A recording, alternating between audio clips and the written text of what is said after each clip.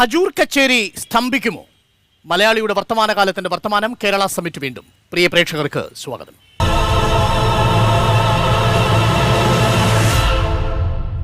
ഒരു പുതിയ വർഗം കൂടി സെക്രട്ടേറിയറ്റിലും കേരള സർവീസിലേക്കും എത്താൻ പോകുന്നു. പേര് കേരള ഭരണ സർവീസ്. 8 തലങ്ങളിലായി ഒരു ഫയൽ നീക്കത്തെ തടസ്സപ്പെടുത്തുന്ന റെഡ് ടേപ്പിസത്തിനെ വേരോടെ പിഴുതുമാറ്റാൻ, പുതിയ ചെറുപ്പക്കാരുടെ ഒരു നിര കേരളത്തിന്റെ ഭരണ സർവീസിലേക്ക് തിരിച്ചെത്താൻ, ഭരണസ്തംഭനം അവസാനിപ്പിക്കാൻ എന്നൊക്കെയാണ് കേരള ഭരണ സർവീസിനെ അവതരിപ്പിച്ചുകൊണ്ടുള്ള വാദങ്ങൾ. ഈ വാദത്തിൽ എത്രത്തോളം സത്യമുണ്ട്, കഴമ്പുണ്ട് എന്ന് അന്വേഷിക്കുകയാണ്. ഒപ്പം സെക്രട്ടേറിയറ്റിലെ അടക്കമുള്ള ജീവനക്കാരുടെ ആവശ്യങ്ങൾ പരിഗണിക്കാതെയാണോ കേരള ഭരണ സർവീസ് എന്ന ആശയം മുന്നിലേക്ക് വെച്ചത്? അവരുടെ ആവശ്യങ്ങൾ എന്തൊക്കെയാണ് എന്നുകൂടി കേരള സമിറ്റ് അന്വേഷിക്കുന്നു. ഈ ചർച്ചയിൽ പങ്കെടുക്കുന്നത് ഇവരാണ്: Kerala secretariat employees association president Shri N Vijayakumar, മുൻ വൈസ് ചാൻസലറും ഗവൺമെന്റ് സെക്രട്ടറിയുമായ ഡോക്ടർ ബി അശോക് IAS, പ്രശസ്ത മാധ്യമപ്രവർത്തകൻ Shri Jacob George, Kerala secretariat association general secretary Shri T Sreekumar, KPCC secretary Shri Jyothikumar Chamakkala, ഒപ്പം സെക്രട്ടേറിയറ്റ് ജീവനക്കാരും സിവിൽ സർവീസ് പരീക്ഷയ്ക്ക് തയ്യാറെടുക്കുന്നവരും ഈ ചർച്ചയിൽ പങ്കെടുക്കുന്നു. ഞാൻ ശ്രീ അശോകിൽ നിന്ന് തുടങ്ങുകയാണ്. കേരളത്തിലെ ഭൂരിപക്ഷം പ്രേക്ഷകർക്കും കേരള ഭരണ സർവീസ് എന്താണ് എന്നുള്ളതിന് കൃത്യമായ ധാരണയില്ല. ചുരുങ്ങിയ വാക്കുകളിൽ കേരള ഭരണ സർവീസ് എന്താണെന്നൊന്ന് വ്യക്തമാക്കാം. ഒറ്റ വാക്കിൽ പറഞ്ഞാൽ, അഖിലേന്ത്യാ സർവീസ് ആയിട്ടുള്ള IASന് എല്ലാ സംസ്ഥാന ഗവൺമെൻറ്റുകൾക്കും അതിൻ്റെ പ്രൊമോഷൻ ചട്ടങ്ങൾക്ക് കീഴിൽ ഏത് സർവീസിൽ നിന്നാണ് IAS പ്രൊമോഷന് പരിഗണിക്കേണ്ടതെന്ന് നിശ്ചയിക്കാൻ അധികാരമുണ്ട്. അപ്പോൾ ഒരു സ്റ്റേറ്റിൻ്റെ ഏറ്റവും ഉന്നതമായ സിവിൽ സർവീസ് ഏത് എന്ന് നിശ്ചയിക്കാൻ നിയമപരമായൊരു ബാധ്യതയുണ്ട്. ഇപ്പോഴ് കേരളത്തിൽ നിലവിൽ റവന്യൂ വകുപ്പിലെ ഡെപ്യൂട്ടി കളക്ടേഴ്സിനെയാണ് ആ സർവീസ്, റവന്യൂ ഫസ്റ്റ് ക്ലാസ് സർവീസിനാണ് ഡിസൈഡ് ചെയ്തിരിക്കുന്നത്. അതിൻ്റെ സ്ഥാനത്ത് വിവിധ വകുപ്പുകൾ പങ്കെടുക്കുന്നതും സെക്രട്ടേറിയറ്റിലും സാന്നിധ്യമുള്ളതുമായ ഒരു സംഘടിത 18ഓളം വകുപ്പുകളിൽ വിന്യസിക്കാൻ പോകുന്ന ഒരു ഫസ്റ്റ് ക്ലാസ് സർവീസിനെ കേരളം രൂപീകരിക്കുന്നു. അതാണ് കേരള ഭരണ സർവീസ്. ഇന്ത്യയിലെ എത്രത്തോളം സംസ്ഥാനങ്ങളിൽ ഇത് നിലവിലുണ്ട്? നമ്മുടെ തൊട്ടടുത്ത സംസ്ഥാനങ്ങളിലുണ്ടോ? കർണാടകയിലുണ്ടെന്ന് ഞാൻ മനസ്സിലാക്കും. 12ഓളം ഇടത്തുണ്ടെന്നാണ് എൻ്റെ അറിവ്. പ്രമുഖ സംസ്ഥാനങ്ങളിൽ എല്ലായിടത്തും ഉണ്ട്. റൈറ്റ്. നമ്പർ 3, ഇത് ഭരണ സർവീസുമായി ബന്ധപ്പെട്ട് വരുന്ന ഉപഭോക്താവായ ഒരു പൗരന് ഇതെന്ത് ഗുണം ചെയ്യും?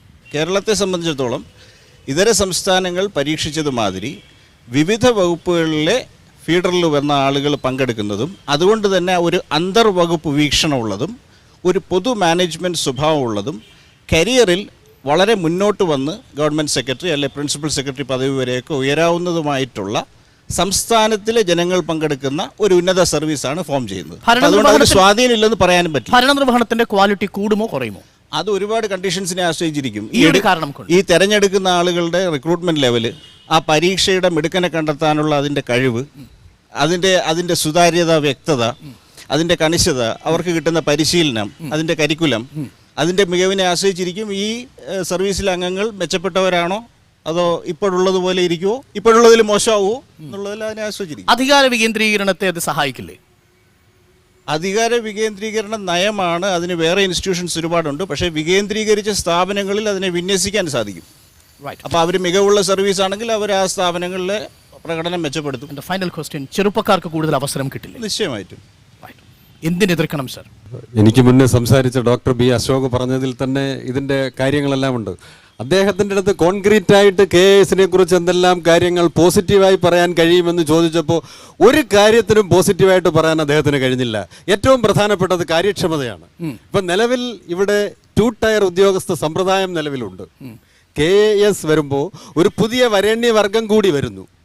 അധികാര വികേന്ദ്രീകരണത്തിന് KAS എങ്ങനെ സഹായിക്കുമെന്ന് ചോദിച്ചാൽ അതിന് മറുപടി പറയാൻ കേരളത്തിൽ നിന്ന് ജീവിച്ചിരിക്കുന്ന ഒരാളിനും കഴിയില്ല. കാരണം വികേന്ദ്രീകരണത്തിലൂടെ അധികാരം താഴേക്ക് കൊടുക്കണം എന്ന് പറയുന്നവർ IASന്റെ തൊട്ട് താഴെ KAS എന്ന് പറയുന്ന ഒരു സെൻട്രലൈസ്ഡ് സർവീസിനെ കൊണ്ടുവരികയാണ്. തന്നെയുമല്ല, ഈ കൊണ്ടുവരുന്ന സർവീസ് എന്ന് പറഞ്ഞ് യാതൊരു വ്യവസ്ഥയും വെള്ളിയാഴ്ചയും ഇല്ലാതെ കൊണ്ടുവരികയാണ്. എവിടെയാണ് നിങ്ങൾ സൃഷ്ടിച്ചെടുത്ത തസ്തികകൾ? നിങ്ങൾ ഏത് തസ്തിക വെച്ചിട്ടാണ് സൃഷ്ടിച്ചെടുത്തത്? എവിടെ നിന്നാണ് ഈ ഡിപ്പാർട്ട്മെന്റിൽ ആളുകളെ നിങ്ങൾ കൊണ്ടുവരുന്നത്? അങ്ങനെ തുടങ്ങി നിരവധിയായ ചോദ്യങ്ങൾ ഇതിൻ്റെ പിന്നിലുണ്ട്. അതുകൊണ്ട് തന്നെ അത് തന്നെയുമല്ല, ഈ സാധനം ക്യാബിനറ്റിൽ വന്നതെങ്ങനെയാണ്? ഇത് ഔട്ട് ഓഫ് അജണ്ട ആയിട്ട് കൊണ്ടുവന്നതാണ് ക്യാബിനറ്റിൽ. സമ്മതിച്ചു. ഉമ്മൻചാണ്ടി അധികാരത്തിലിരുന്ന സമയത്ത് കേരള സർവീസ് കൊണ്ടുവരാൻ തീരുമാനിച്ചപ്പോൾ നിങ്ങൾ എന്തുകൊണ്ട് ഇതിനെ എതിർത്തിരുന്നില്ല? സെക്രട്ടേറിയറ്റിലെ സമസ്ത ജീവനക്കാരും ഇതിനെ എതിർത്തു. അന്ന് എല്ലാ സംഘടനകളും സെക്രട്ടേറിയറ്റിലുള്ള ഇടത് വലത് അനുകൂല എല്ലാ സംഘടനകളും. പക്ഷേ NGO അസോസിയേഷനും NGO യൂണിയനും അതിനെ അവരെ മറികടന്നു. സെക്രട്ടേറിയറ്റിനകത്തില്ല. അതുകൊണ്ടാണ് എന്റെ ചോദ്യം. അതായത് സർവീസ് സംഘടനകളിൽ നിങ്ങൾക്കൊരു സമവായം ഉണ്ടാക്കാൻ സാധിച്ചിട്ടില്ല. സർവീസ് സംഘടനകളിൽ നേതാക്കന്മാരായിരിക്കുന്നവരെ അവർക്ക് ഇനി വേറെ സാധ്യതകളൊന്നുമില്ല. അവർക്ക് ഇത് വന്നുകൊണ്ടും വലിയ ഗുണമില്ല, വന്നില്ലെങ്കിലും നഷ്ടവുമില്ല. അപ്പോൾ അവര് സർക്കാരിനൊപ്പം നിൽക്കുക എന്ന് മാത്രമേ ഉള്ളൂ. Okay fine. എന്റെ ചോദ്യം ഇതാണ്, കാര്യക്ഷമത വർദ്ധിപ്പിക്കില്ല എന്നതുകൊണ്ടാണോ നിങ്ങൾ ഇതിനെ എതിർക്കുന്നത്? കാര്യക്ഷമത വർദ്ധിപ്പിക്കില്ല എന്ന് പറയാൻ കാരണം ഞാനും ഡിഗ്രി കഴിഞ്ഞ് സെക്രട്ടേറിയറ്റ് അസിസ്റ്റന്റ് ടെസ്റ്റ് എഴുതി ആദ്യം ലോക്കൽ ഫണ്ട് ഓഡിറ്ററായി ഇരുന്ന തൃശ്ശൂർ എൻ്റെ വീടുള്ള ആളാണ്. ഞാൻ തൃശ്ശൂർ ജോലി ചെയ്തിരുന്നിടത്തുനിന്ന് എനിക്ക് പ്രൊമോഷൻ സാധ്യതകളും മറ്റും കണ്ടാണ് ഞാൻ സെക്രട്ടേറിയറ്റിലെ മ്യൂച്വൽ ട്രാൻസ്ഫർ വഴി വന്നത്. ഇപ്പോൾ എനിക്ക് എല്ലാ കാര്യക്ഷമതയല്ല വിഷയം. അല്ല വിഷയം. ശ്രീകുമാർ, ഞാൻ ഒരു ചോദ്യം കൂടെ ചോദിച്ചിട്ട് ബാക്കി പാനലിസ്റ്റിലേക്ക് പോകാം. അപ്പൊ കാര്യക്ഷമതയല്ല വിഷയം, അധികാര വികേന്ദ്രീകരണത്തെ കുറിച്ചുള്ള താത്വിക ദർശനമൊന്നുമല്ല. കാര്യക്ഷമത പ്രധാനപ്പെട്ട വിഷയമാണ്.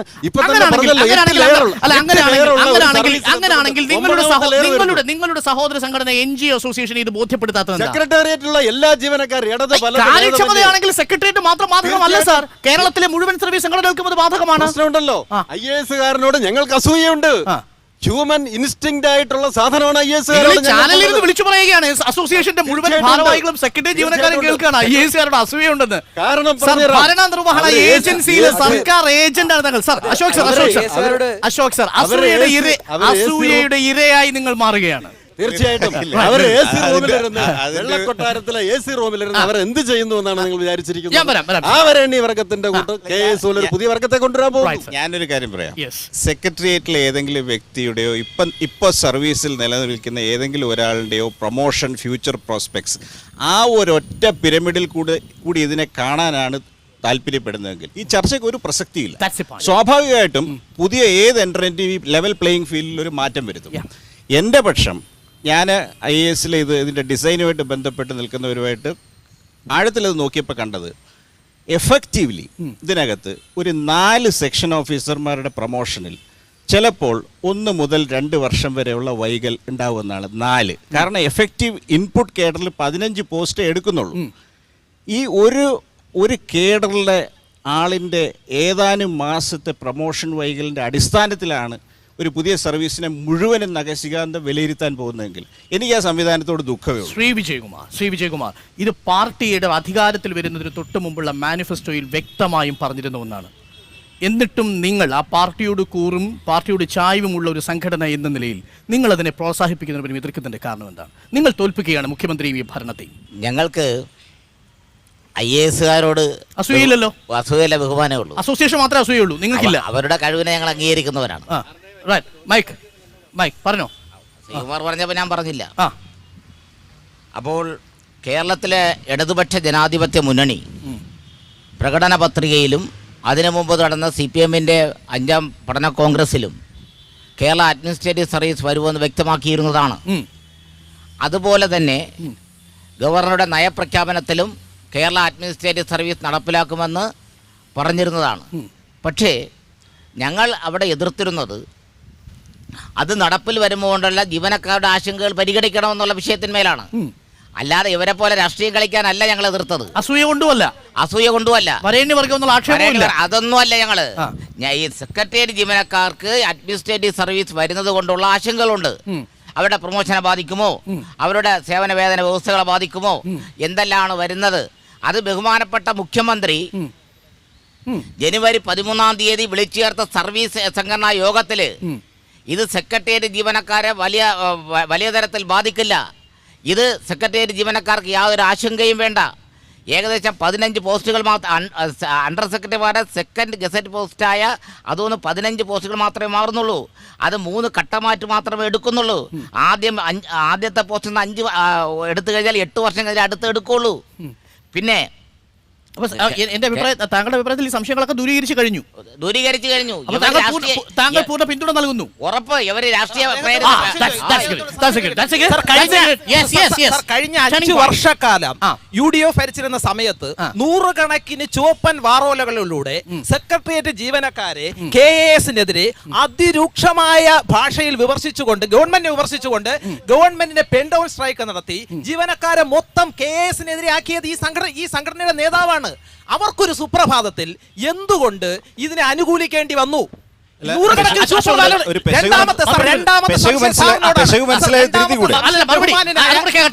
മറുപടി പറഞ്ഞിട്ട് അടുത്തിലേക്ക്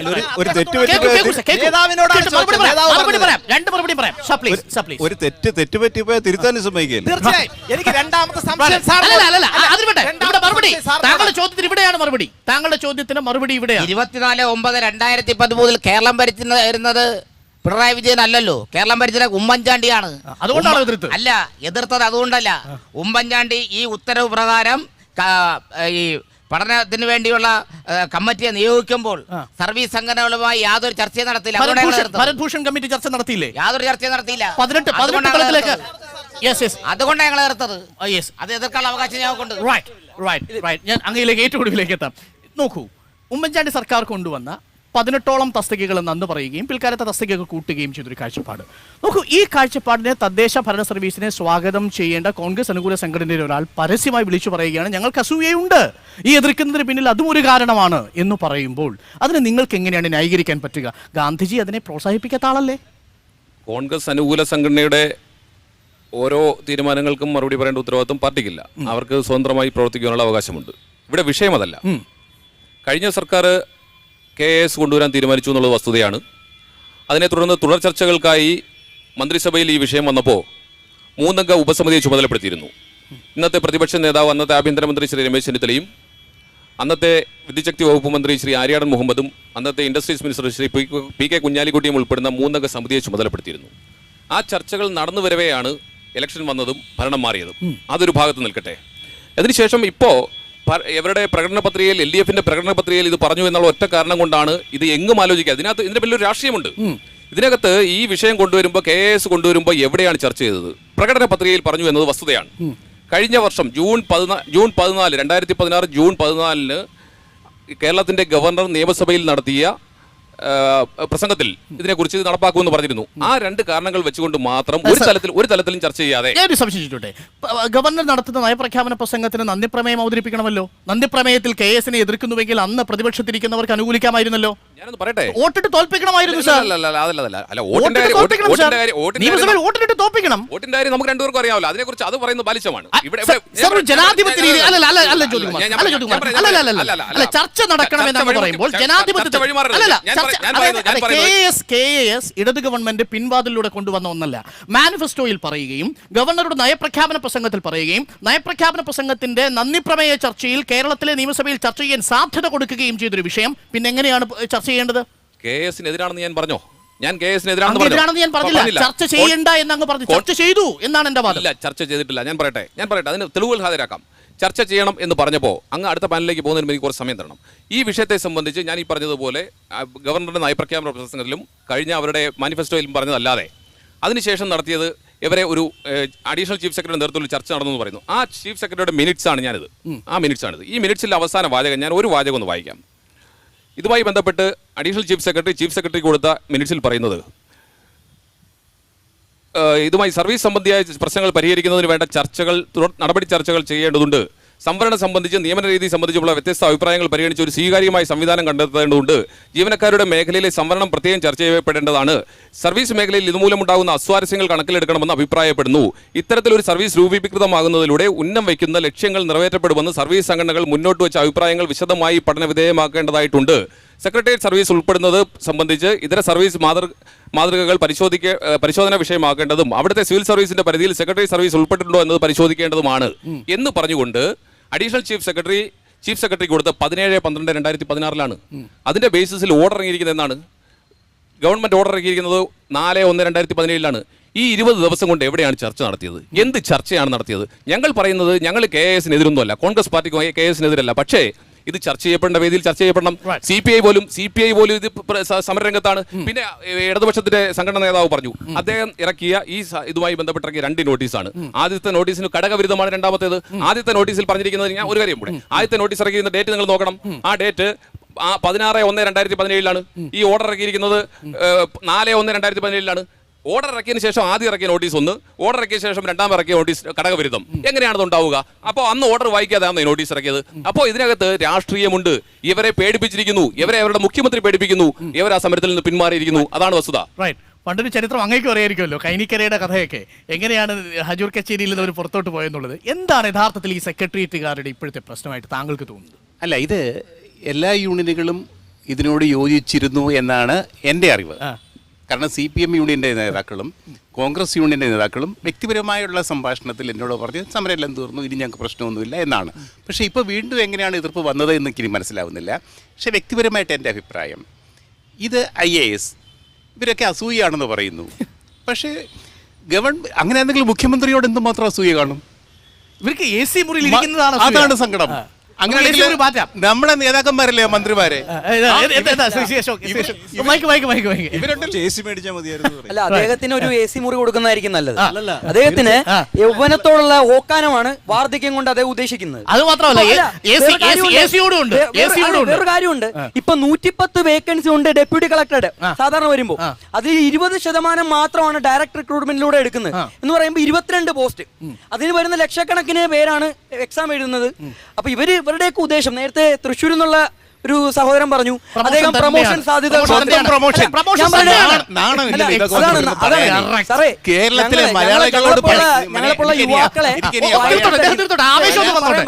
ഞങ്ങളെപ്പോലുള്ള യുവാക്കളെ വയറ്റത്തടിക്കുന്ന ഒരു സമീപനമാണ്. കാരണം ഇവര് മാത്രം സെക്ഷൻ ഓഫീസറായിട്ട് കയറുന്നു, അത് കഴിഞ്ഞ് പിന്നെയും കയറുന്നു, ഡെപ്യൂട്ടി കളക്ടർ ആവുന്നു. ഒരു IAS ഉദ്യോഗസ്ഥൻ റിട്ടയർ ആയി പോകുമ്പോൾ അല്ലെങ്കിൽ റിലീവ് ചെയ്തു പോകുമ്പോഴാണ് അത് ബാക്കിയുള്ളവരെ ഡെപ്യൂട്ടി കളക്ടറിൽ നിന്ന് പിടിച്ച IAS കേഡർ നമ്മൾ കൊടുക്കുന്നത്. എന്താണ് കൺഫേർഡ് IAS എന്ന് പറയും, കൺഫേർഡ് IPS പോലെ. അങ്ങനെ അതിലേക്ക് വരാനാണ് ഇവർക്കൊക്കെ താല്പര്യം. അപ്പൊ ബാക്കിയുള്ള യുവാക്കൾ വീട്ടിൽ ഈച്ചടിച്ചിരിഞ്ഞോട്ടെ, ഞങ്ങളുടെ കീഴിൽ വരണം. തൃശ്ശൂരുള്ള വന്നത് പ്രൊമോഷന് വേണ്ടിയാണ്. അപ്പൊ അതെന്ത് എന്തുവാണ് ഇതുപോലെയുള്ള കാര്യങ്ങള് മലയാളികളുടെ മുഖത്ത് നോക്കി പറയാൻ ഇവർക്ക് നാണമില്ലല്ലോ, ലജ്ജയില്ലേ എന്നാണ് എന്റെ സങ്കടം. ഈ ചെറുപ്പക്കാര് നിങ്ങൾക്കും പഠിക്കാമല്ലോ, നിങ്ങളുടെ മക്കൾക്ക് പഠിക്കാമല്ലോ. ഒരു കാര്യം മാത്രം ഉറപ്പിക്കട്ടെ, ശ്രീ B അശോകന് IAS നൽകിയിരിക്കുന്നത് തറവാട്ട് സ്വത്തായിട്ട് നൽകിയതല്ലോ, പകരം പഠിച്ചെഴുതി നേടിയതാണെങ്കിൽ എന്തുകൊണ്ട് KASലേക്കുള്ള പ്രവേശനവും പഠിച്ചെഴുതി നേടിക്കൂടാ എന്ന പ്രസക്തമായ ചോദ്യത്തിലേക്ക് എത്തും ഇടവേളയ്ക്ക് ശേഷം.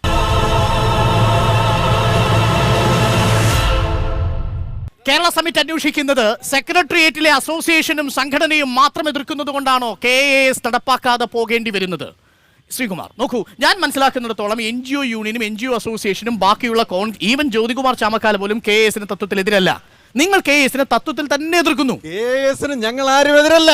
സ്റ്റേറ്റ് സിവിൽ സർവീസ് 1963 കൊണ്ടുവന്ന സ്റ്റേറ്റ് സിവിൽ സർവീസ്, ഇവിടെ അശോക് സാർ പറഞ്ഞതുപോലെ റവന്യൂ ഡിപ്പാർട്ട്മെന്റുള്ള സ്റ്റേറ്റ് സിവിൽ സർവീസിലേക്ക് ബാക്കിയുള്ള 30 ഡിപ്പാർട്ട്മെന്റിനെ നിങ്ങൾ ഉൾപ്പെടുത്തു. ഒന്നാമത്തെ കാര്യം. പിന്നെ അസൂയയുടെ കാര്യം ഞാൻ പറഞ്ഞതിന്റെ വാചകം കംപ്ലീറ്റ് കേട്ടിട്ട് അതിനെക്കുറിച്ച് കൂടുതൽ ഡൈസെക്ട് ചെയ്താൽ മതി. ഞാൻ പറഞ്ഞത് IASകാരോട് ഞങ്ങൾക്ക് അസൂയുണ്ട് എന്ന് പറഞ്ഞതുപോലെ NGO അസോസിയേഷൻ, NGO യൂണിയൻ അംഗങ്ങൾക്ക് സെക്രട്ടേറിയറ്റിലെ വെള്ളക്കൊട്ടാരത്തിലിരിക്കുന്ന ഞങ്ങളോട് അസൂയുണ്ട്. അത് കംപ്ലീറ്റ് കേട്ടതിന് ശേഷം മാത്രമേ അതിനെക്കുറിച്ച് ആധികാരികമായി അസൂയ വന്നാലും അസോസിയേഷൻ അസൂയ വന്നാലും അസൂയ നല്ലൊരു രോഗമല്ല സാർ.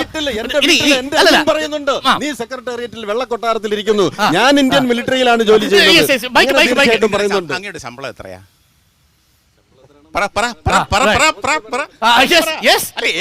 ഏകദേശം പറഞ്ഞാൽ മതി. ഏകദേശം ഒരു മാസം എത്ര ദിവസം, എത്ര മിനിറ്റ്,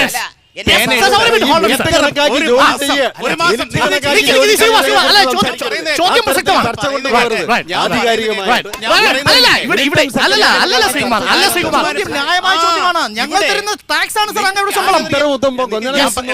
ഉത്തരം നിങ്ങൾക്കാ മുട്ടുന്നത്. ഞാൻ ഒറ്റ ചോദ്യമേ ഉള്ളൂ. 1.25 ലക്ഷം കാണും മിനിമം. 1 ലക്ഷം 90,000 89,000. അല്ല, വിജയകുമാർ എത്ര ശമ്പളം? 1,15,000. 1,15,000 രൂപ കൂടെ ഉണ്ടല്ലോ ശമ്പളം, അദ്ദേഹത്തെക്കാൾ കുറച്ച് ജൂനിയർ ആയിരിക്കും, 1 ലക്ഷമെങ്കിലും മിനിമം കിട്ടുന്നുണ്ടാവും. ഈ 1 ലക്ഷം രൂപ ശമ്പളം കിട്ടുന്ന ഒരാൾ കേരളത്തിലെ ജനങ്ങൾക്ക് വേണ്ടി എത്ര ഫയൽ ഒരു ദിവസം നീക്കുന്നുണ്ടെന്നൊരു സിമ്പിൾ ചോദ്യം. കണക്കറിയണോ? പറയണം സർ. ഇലക്ട്രോണിക് ഫയൽ ഡേറ്റ കഴിഞ്ഞ ദിവസം ഒരു റിപ്പോർട്ട് ഞാൻ കാണുകയുണ്ടായി. ശരാശരി അസിസ്റ്റന്റ് മൂവ് ചെയ്യുന്ന ഇലക്ട്രോണിക് ഫയലുകളുടെ എണ്ണം ഒരു ഊഹം പറയാമോ എത്ര ഫയലാന്നുള്ളത്? ഒരു 100 file 2.75. 2.7. സമരത്തിലാണ് Sir, sir, please hold on. ശമ്പളം മേടിക്കുന്നുണ്ടോ? Sir, hold on, ശമ്പളം sir, മേടിക്കുന്നുണ്ടോ? hold on, sir, ശമ്പളം hold on. മേടിക്കുന്നുണ്ടോ? That's a question. ശമ്പളം That's a question, sir. That's a question. ഇത് കേരളത്തിലെ സെക്രട്ടറി ജീവനക്കാരെ കേരളത്തിലെ സെക്രട്ടറി ജീവനക്കാരെ മുഴുവൻ അടച്ചാക്ഷേപിക്കുന്ന ഒരു ചർച്ചയല്ല. പക്ഷേ ഈ ഫാക്ടുകൾ നിങ്ങൾക്കെതിരെയുള്ള ആക്ഷേപം തന്നെയാണ്. ഇതിനകത്ത് മനസ്സിലാക്കേണ്ട ഒരു കാര്യം, ഈ സെക്രട്ടേറിയറ്റ് സർവീസിന്റെ ആസ്പിറേഷൻ ഇപ്പൊ ഇതിനകത്ത് ഇപ്പൊ പറഞ്ഞു വന്നില്ല, ആകെയുള്ള തർക്കം എന്ന് പറയുന്നത് അവരുടെ പ്രൊമോഷൻ സാധ്യതകളെ ബാധിക്കാതെ നിങ്ങൾ KS നടപ്പാക്കിക്കൊണ്ടാണ്. അങ്ങനെയാണ് ഞാൻ മനസ്സിലാക്കിയത്. അധികാര വികേന്ദ്രീകരണം നടപ്പിലാക്കിയ ഒരു സംസ്ഥാനത്ത് IAS-കാരിൽ കേന്ദ്രീകരിച്ചിരിക്കുന്ന അധികാരത്തിന്റെ തൊട്ട് താഴെയുള്ള സർവീസിന് ഇടയിലേക്ക് അവിടെ നിന്നും ഇവിടെ നിന്നും കുറെ കൺഫ്യൂഷൻ ഉണ്ടാക്കല്ല. അതായത് IAS-കാർക്ക് മുകളിലേക്കല്ലല്ലോ തസ്തിക സൃഷ്ടിക്കുന്നത്.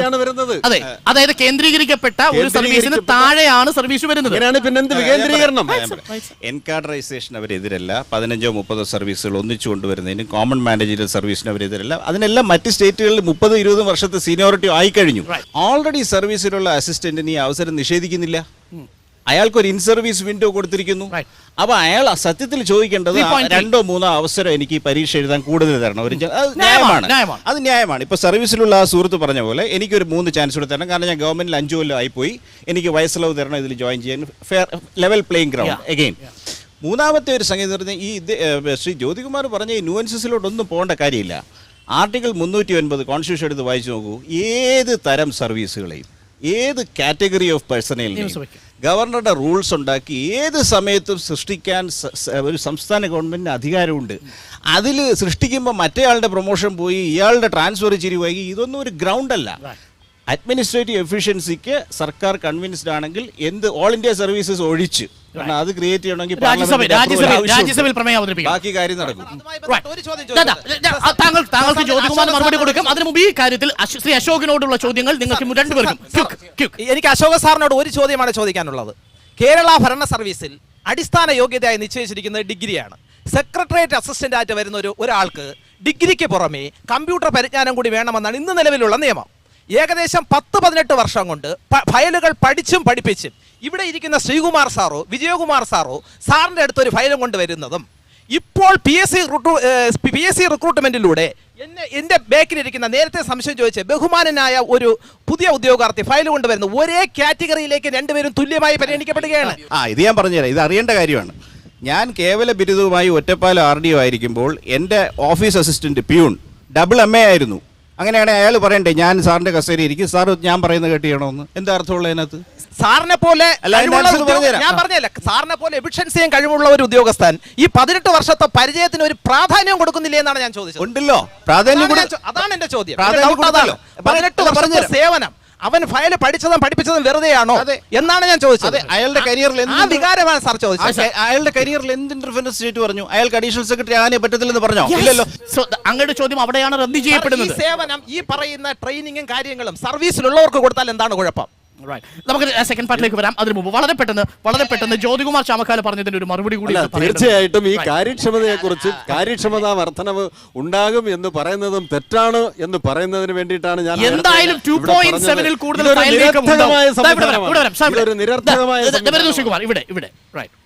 ജ്യോതികുമാർ ചാമക്കാല പറഞ്ഞത് തികച്ചും തെറ്റാണ്.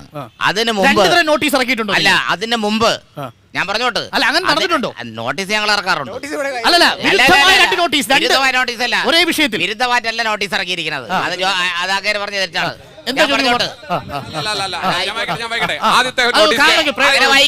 ആദ്യത്തെ നോട്ടീസിന്റെ ഹെഡ്ലൈൻ കേരള അഡ്മിനിസ്ട്രേറ്റീവ് സർവീസ് തീരുമാനം പുനഃപരിശോധിക്കുക. രണ്ടാമത്തെ നോട്ടീസിന്റെ ഹെഡ്ലൈൻ അരാജക സമരമുറകൾ തള്ളിക്കളയുക, സെക്രട്ടേറിയറ്റിന് സംരക്ഷണത്തിനായി അണിനിരക്കുക. ഇത് രണ്ടും ഒരേ വിഷയത്തിൽ വ്യത്യസ്തമായ അഭിപ്രായം രേഖപ്പെടുത്തിക്കൊണ്ട് ഒരേ ആൾ തന്നെ ഇറങ്ങിയിരിക്കുന്നതാണ്. എന്താ സാർ ഇങ്ങനെ? അല്ലാതെ ഞാൻ പറയട്ടെ, ഞാൻ പറഞ്ഞു തരുന്നു നിങ്ങൾ പറഞ്ഞാൽ. അപ്പൊ ചീഫ് സെക്രട്ടറി ആദ്യം യോഗം വിളിച്ചിരുന്നു. 16-ാം തീയതിക്ക് ശേഷം ചർച്ച നടന്നിട്ടുണ്ട്. ചർച്ചയ്ക്ക് ശേഷം ചീഫ് സെക്രട്ടറി തലത്തിൽ ചർച്ച നടന്നിട്ടുണ്ട്. അതിനുശേഷമാണ് ഇവർ പിന്മാറിയത്. ചീഫ് സെക്രട്ടറി തലത്തിൽ ചർച്ച നടന്നിട്ടില്ല. ചീഫ് സെക്രട്ടറി ഞങ്ങളെ മീറ്റിംഗിന് വിളിച്ചു.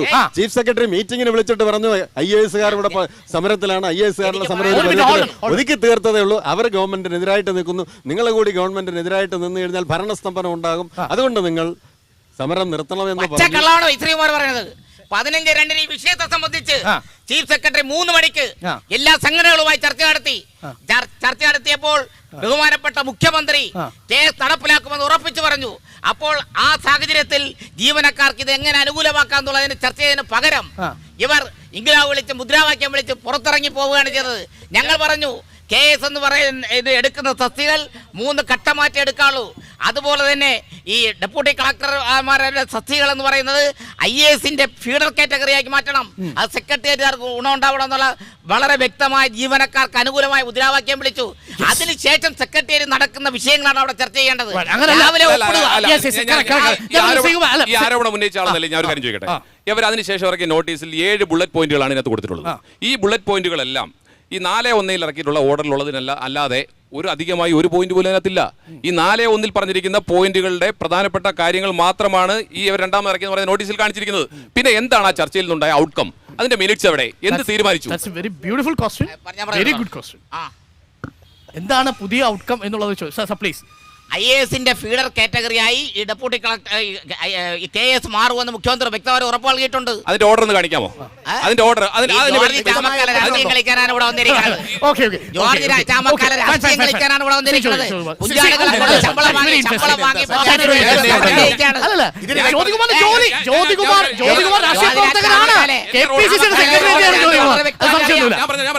രാഷ്ട്രീയം കളിക്കാനാണ് യാതൊരു തർക്കവുമില്ല. വാങ്ങി പോക്കറ്റിട്ടിട്ട് തന്റെ കുഞ്ഞാടുകൾ സെക്രട്ടേറിയറ്റ് സമരത്തെ അനുകൂലിക്കുന്നുണ്ട്. സമരത്തിന് നടക്കുന്ന സഹോദരൻ പറയുന്ന ഡയലോഗ് കേട്ടില്ല. ചൊറിയണവും നായിക്കൊടിപ്പഴും ചാണകവുമായിട്ട് നടക്കുന്ന ആളുകളാണ് പറയുന്നത്. ശമ്പളം വാങ്ങി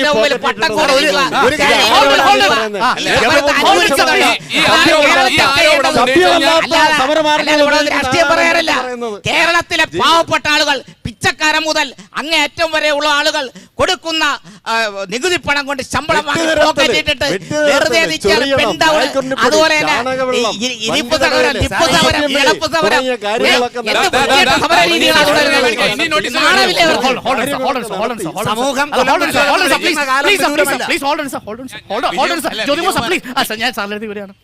സർ, ഇപ്പൊ ഇത് കാണുന്ന പ്രേക്ഷകനും സെക്രട്ടറി അസിസ്റ്റന്റ് പരീക്ഷ എഴുതാൻ കാത്തിരിക്കുന്ന ചെറുപ്പക്കാരും പ്രേക്ഷകരും ഈ സെക്രട്ടറി ജീവനക്കാരെ കുറിച്ച് എന്തായിരിക്കും വിചാരിക്കുക എന്നാണ് താങ്കൾ?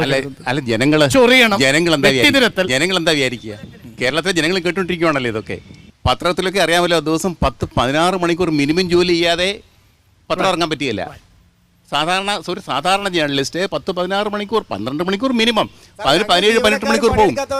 അല്ലെന്ന് ഞാൻ പറഞ്ഞില്ല. നിങ്ങൾ അങ്ങനെ വ്യാഖ്യാനിക്കുന്നുണ്ടെങ്കിൽ ആയിക്കോട്ടെ, ഞാൻ പറഞ്ഞില്ലല്ലോ. സെക്രട്ടേറിയറ്റ് മിഡിൽ മാനേജ്മെന്റ് വേണ്ടേ?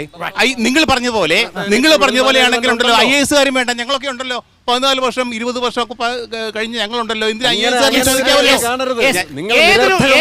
ഏതൊരു ബ്യൂറോക്രാറ്റിക് സംവിധാനത്തിലും എംപയർ ബിൽഡിംഗ് അഥവാ സാമ്രാജ്യ നിർമ്മാണം എന്നുള്ളത് ഒരു ബ്യൂറോക്രാറ്റിക് രീതിയുടെ ഭാഗമാണ്. സാമ്രാജ്യ നിർമ്മാണം, എംപയർ ബിൽഡിംഗ്. സ്വന്തം സാമ്രാജ്യം സൃഷ്ടിച്ചിരിക്കുന്ന സെക്രട്ടേറിയറ്റിലെ ജീവനക്കാർക്ക് ആ സാമ്രാജ്യത്തിലേക്ക് പുതിയ അധികാരികൾ വരുമെന്നുള്ള ഭയം മാത്രമല്ലേ KS-നെ എതിർക്കാനുള്ള കാരണമെന്ന് അവസാന ഭാഗത്ത് അന്വേഷിക്കുന്നു.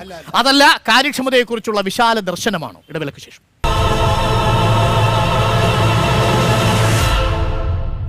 ഇത് കാണുന്ന സാധാരണക്കാരായ ഹജൂർ കച്ചേരിയിലെ പോയി സ്വന്തം കാര്യങ്ങൾ നിറവേറ്റുന്ന സാധാരണക്കാരായ പ്രേക്ഷകർ സംശയിക്കുന്നുണ്ടാവും, ഈ KS വരുന്നത് കൊണ്ട് തങ്ങളുടെ ജീവിതത്തിൽ എന്തെങ്കിലും മാറ്റമുണ്ടാകുമോ? ഭരണത്തിൻ്റെ കാര്യത്തിൽ ഫയൽ നീക്കത്തിൻ്റെ കാര്യം വേഗത്തിലാകുമോ? അശോക് സർ, നമ്മൾ ബാക്കിയുള്ള കാര്യങ്ങളും ഇതിന് പിന്നെ രാഷ്ട്രീയമുണ്ട്. ഒരു മുന്നണി വരുമ്പോൾ മറ്റൊരു യൂണിയനും സഖ്യകക്ഷി എതിർക്കുന്നു, ഇതൊക്കെ അവിടെ നിൽക്കട്ടെ. യഥാർത്ഥത്തിൽ ഇത് കാര്യക്ഷമതയുണ്ടാക്കാൻ സാധ്യതയുള്ള, അങ്ങനെ ഇപ്പോൾ നമുക്ക് പറയാൻ സാധിക്കും, കാര്യക്ഷമതയുണ്ടാക്കാൻ സാധ്യതയുള്ള പൊട്ടൻഷ്യലി എഫക്റ്റീവായ ഒരു സ്റ്റെപ്പാണോ ഇത്? ലോകത്തെ എല്ലാ സിവിൽ സർവീസ് സിസ്റ്റത്തിലും ഗ്രൗണ്ട് ലെവൽ, അതായത് ഇനിഷ്യൽ ലെവൽ വർക്കേഴ്സും വരും, മിഡ് ലെവൽ സൂപ്പർവൈസേഴ്സും വരും. അതിൽ ലാറ്ററൽ ഇൻഡക്ഷൻ സാധാരണയായിട്ട് ഇതിൻ്റെ ചലനാത്മകത കുറച്ച് കൂട്ടുന്ന ഒരു സംഗതി തന്നെയാണ്. അതാണ് IAS-ൻ്റെ ഒക്കെ തത്വം. നമ്മൾ പ്രീമിയേഴ്സ് കോൺഫറൻസ് 48 എടുത്ത് IAS കണ്ടിന്യൂ ചെയ്യാൻ, ICSE കണ്ടിന്യൂ ചെയ്യാൻ തീരുമാനിച്ചപ്പോൾ നെഹ്റു ആദ്യം എതിരും പട്ടേൽ അനുകൂലവുമായിരുന്നു. ആ പ്രീവിയസ് കോൺഫറൻസിൻ്റെ മിനിറ്റ്സ് എടുത്താൽ തന്നെ അദ്ദേഹം അക്കമിട്ട് പറയുന്നുണ്ട് എന്തുകൊണ്ട് ഇന്ത്യയിൽ ഫെഡറൽ യൂണിറ്റുകളും കേന്ദ്രവും ഒരു സർവീസിനെ ഷെയർ ചെയ്യണം. അതേ തത്വം സംസ്ഥാനത്ത് വകുപ്പുകൾ തമ്മിൽ ഷെയർ ചെയ്യുന്നതേ ഉള്ളൂ. നേരത്തെ ഈ നടന്ന വാഗ്വാദത്തിനകത്തൊരു വലിയ പാഠം ഒളിഞ്ഞിരിക്കുന്നുണ്ട്. ആ പാഠം എന്ന് പറയുന്നത് മാറി മാറി വരുന്ന ഗവൺമെൻറ്റുകളുള്ള സമയത്ത് പ്രതിപക്ഷങ്ങൾ ജീവനക്കാരുടെ ആനുകൂല്യങ്ങൾ പരിമിതപ്പെടുത്താൻ കഴിയുകയില്ല. ഒരിക്കൽ നൽകിയ ആനുകൂല്യങ്ങൾ ട്രേഡ് യൂണിയൻ ആനുകൂല്യം പോലെ സേക്രോസാങ്ക്റ്റ് ആണെന്ന് കേരളത്തിൽ ഒരു അലിഖിത നിയമം ഉണ്ടാക്കിയിട്ടുണ്ട്. പണ്ട് AK ആൻ്റണി സാർ മുഖ്യമന്ത്രിയായിരുന്ന സമയത്ത് ഒരു 58 ദിവസത്തെ ലീവ് സറണ്ടർ കുറച്ച് നാളത്തേക്ക് മരവിപ്പിച്ചു എന്നും പറഞ്ഞ് അന്നത്തെ പ്രതിപക്ഷം കൊണ്ടുപിടിച്ച് നടത്തി. അങ്ങനെ ഉണ്ടാക്കിയെടുത്ത ചിട്ടവട്ടങ്ങൾ ഭരണപക്ഷം സ്വാഭാവികം ജീവനക്കാരും ഉണ്ടായിരുന്നു. ഭരണപക്ഷം എന്ന് വെച്ചാൽ ഭരിക്കുന്ന പാർട്ടിയല്ല, ഭരണപക്ഷ സംഘടനകൾ വളരെ സെലക്റ്റീവായിട്ട് ഈ ജീവനക്കാരുടെ സമരങ്ങളെ പൊതു നയവും പൊതു നന്മയും കരുതി പിന്തുണയ്ക്കാവുന്നുള്ളതിൻ്റെ വലിയൊരു പാഠമാണ് ഈ അടിച്ച നോട്ടീസ് വിഴുങ്ങാനുള്ള വിഷമം. സാർ, ഞാനൊന്ന് ചോദിച്ചോട്ടെ, സർക്കാർ അത്തരത്തിലൊരു കാര്യം കൊണ്ടുവരുന്നത് വളരെ നിഗൂഢമായ ലക്ഷ്യമാണ് എന്നുള്ളത് വ്യക്തമാണ്. ഉമ്മൻചാണ്ടി സർക്കാർ അല്ലല്ല, ഞാൻ ഇപ്പോഴുള്ള ഗവൺമെന്റിന്റെ കാര്യം ഞാൻ പറയുന്നത്. ഉമ്മൻചാണ്ടി സർക്കാർ ഉമ്മൻചാണ്ടി സാറിന്റെ ചർച്ച വിശദമായി നടക്കാത്തത് കൊണ്ട് മാത്രമാണ് അത് മരവിച്ചത്. ഇപ്പോൾ സമ്മതിച്ചു. നമ്മുടെ ചർച്ചയിൽ കേരള അഡ്മിനിസ്ട്രേറ്റീവ് സർവീസിനെ എങ്ങനെയാണ് മാറ്റേണ്ടതെന്നാണ് താങ്കളുടെ അഭിപ്രായം? ഞാൻ ഇതിനകത്ത് ഒരു കാര്യം ഞാൻ പറയാം. ഈ ചർച്ച വ്യക്തമായിട്ട് നടക്കാത്തതിന്റെ പ്രധാന വിഷയം ഇതിൽ ഗൂഢമായ ലക്ഷ്യങ്ങളുണ്ട്.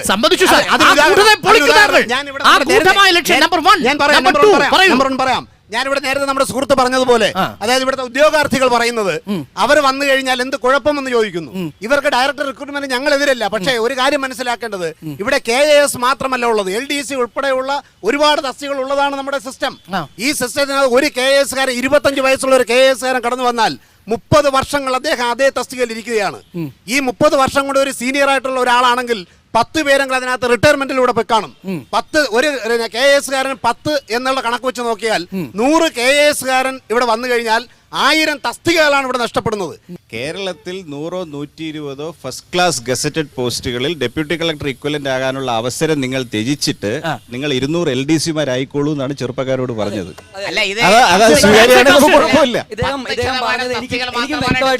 എങ്ങനെയാണ് ഈ തസ്തിക കുറയുന്നതെന്ന് മനസ്സിലായി. ഞാനതാണ് പറഞ്ഞത്, കണക്ക് പറഞ്ഞു, ആർക്കും അന്വേഷിക്കാവുന്നതാണ്.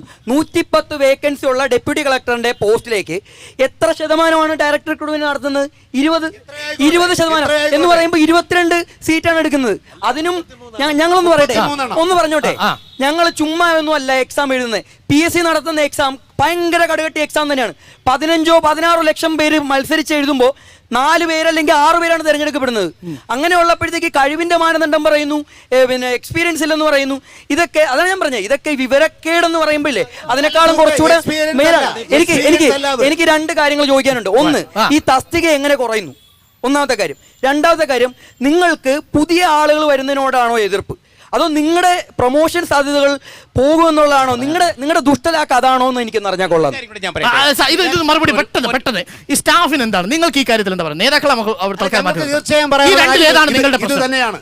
കാരണം നമുക്കിപ്പോ ഈ പുതിയ കക്ഷികൾ വരുന്നത് കൊണ്ടുള്ള ഒരു വിയോജിപ്പ് ഞങ്ങൾക്കില്ല. പക്ഷെ സ്വാഭാവികമായിട്ട് ഇതിനകത്ത് സംഭവിക്കുന്നത് മറ്റുള്ള തസ്തികകളുടെ എണ്ണം കുറയുന്നു എന്ന് പറയാൻ കാരണം, സീനിയർ ആയിട്ടുള്ള ഒരാൾ റിട്ടയർ ചെയ്യുമ്പോൾ വരുന്ന വേക്കൻസികൾ പുതിയ ആളിനെ നിയമിക്കപ്പെടാൻ അവരുടെ അവസരം ഉണ്ടാകുന്നു. ഈ അവസരങ്ങൾ കുറയുന്നു എന്നാണ് ഞാൻ പറഞ്ഞത്. എങ്ങനെ നടക്കും? ആ വേക്കൻസിയിലേക്കല്ലേ അയാൾ വരുന്നത്? ആ വേക്കൻസി പുതിയ പോസ്റ്റ് തന്നെയല്ലേ? 25 വയസ്സുള്ള ഒരാൾ വന്നാൽ അടുത്ത 30 വർഷത്തേക്ക് അദ്ദേഹം സർവീസ് ജൂനിയർ IAS 50 വയസ്സുള്ള ഒരാൾ അടുത്ത 10 വർഷത്തിനകത്ത് ഒരാൾ പോകുന്നു എന്ന് പറഞ്ഞാൽ നേരത്തെ ഡോക്ടർ അശോക് പറഞ്ഞതുപോലെ പുതിയ ചെറുപ്പക്കാരെ നീ LDC ആവൂ, ഡെപ്യൂട്ടി കളക്ടറും IAS ആവാൻ നീ ആഗ്രഹിക്കണ്ട. അതല്ല സർ,